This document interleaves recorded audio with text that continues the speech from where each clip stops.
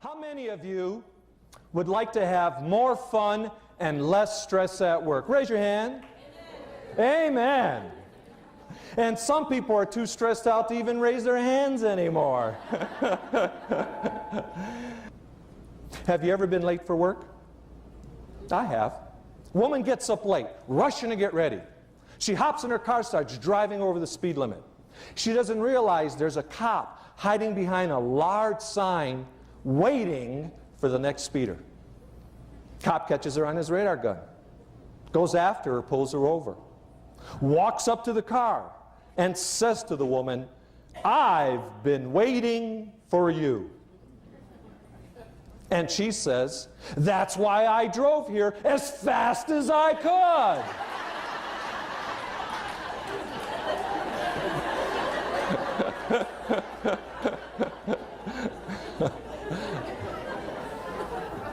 You can use it on the way home from the conference.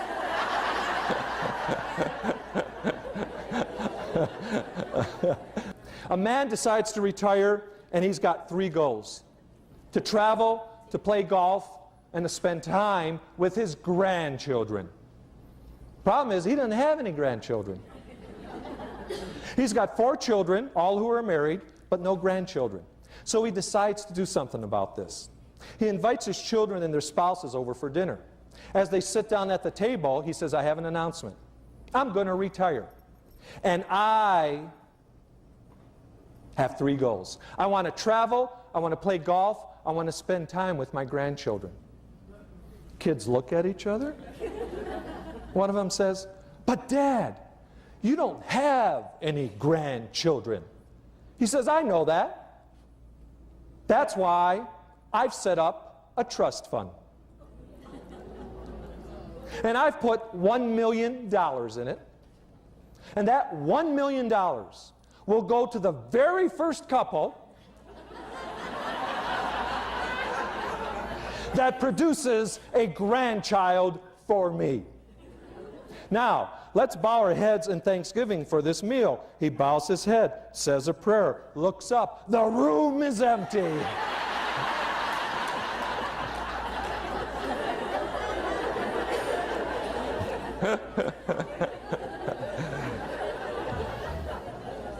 Research shows the greatest source of stress at work is people. No matter how hard you try to get along with everybody, there's going to be conflict, isn't there? It's human nature. By the way, do you feel that certain people in your organization have been hired just to make you miserable? I see heads nodding. You're thinking of someone right now, aren't you? Whatever you do, don't stare at them if they're here. Most people don't realize that humor is a great way to deal with conflict. Humor diffuses the tension and the anger. And here's how it works. Frank Jones was a good employee, but he usually showed up to work 15 minutes late because he was a single father with a disabled child. He'd make up the time during his lunch hour, but his boss was very controlling, wanted everybody to be on time. One day, Frank walks in late again, and this time his boss reads him the riot act in front of his coworkers and says, "Frank, if you're late one more time, you're fired." Very next day, Frank gets caught in a traffic jam. Doesn't get to work until 9:15. Walks into his office and sees his boss standing there loaded for bear. And all the employees are watching this confrontation. Frank puts down his briefcase, walks up to his boss, offers to shake hands and says, "Hello, sir. My name is Frank Jones. I'm here to apply for the job that opened up 15 minutes ago."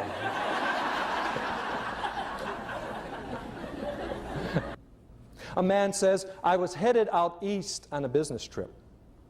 I had to go to the bathroom, so I drove to a rest stop along the highway. I walked into the bathroom stall and sat down.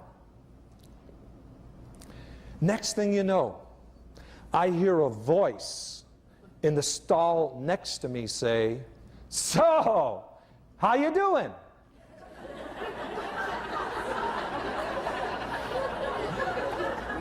This had never happened to me before, so I wasn't sure what to do.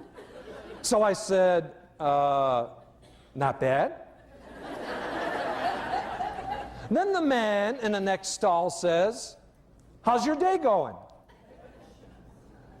I started to feel more uncomfortable, but I went ahead and said, "Okay."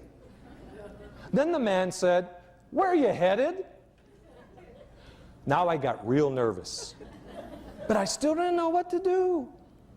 So I said, "Out east."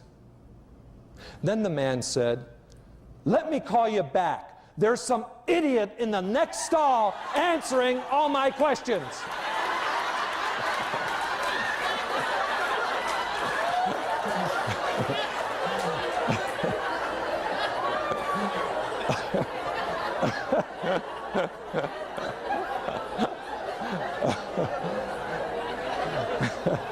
Right.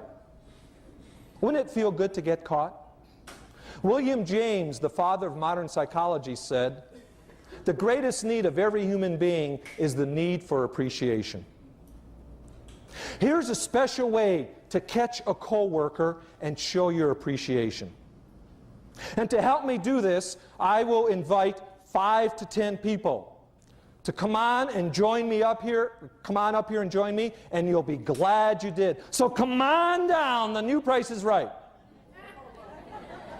All right, give him a hand. It takes courage to do this. Thank you for joining me.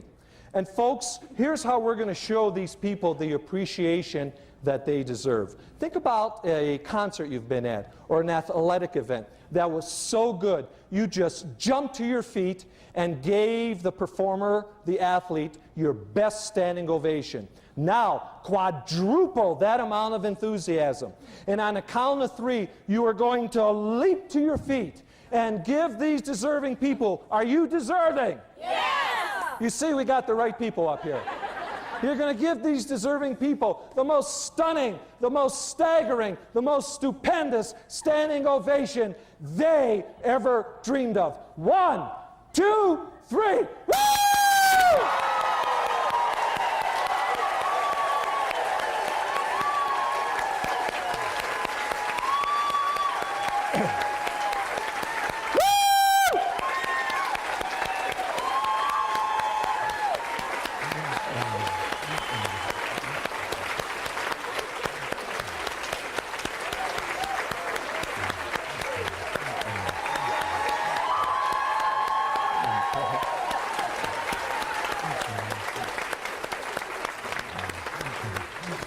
You know what, LaWanda? They'd have kept going if I didn't come up here. How did that feel? Wonderful. Wonderful. Jackie? Great. Great. Monica? Excellent. Bonnie? Fantastic. Fantastic. Pat? It was great. It was great. Shirley? Super. Super. Catherine? Made me happy. Made her happy. Marla? Stupendous. Stupendous. Wonderful. Now I know how Springsteen felt. Wonderful. Now I know how Springsteen felt. Great. Great. Well, thank you so much for joining me. And I've got some Moomba buttons for you. See me after the program. You're welcome to give them a hand.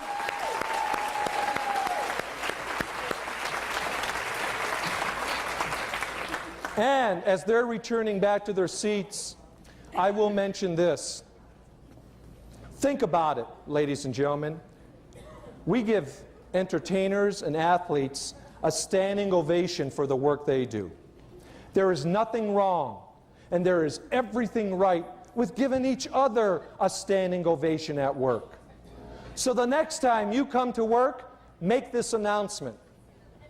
I'm here!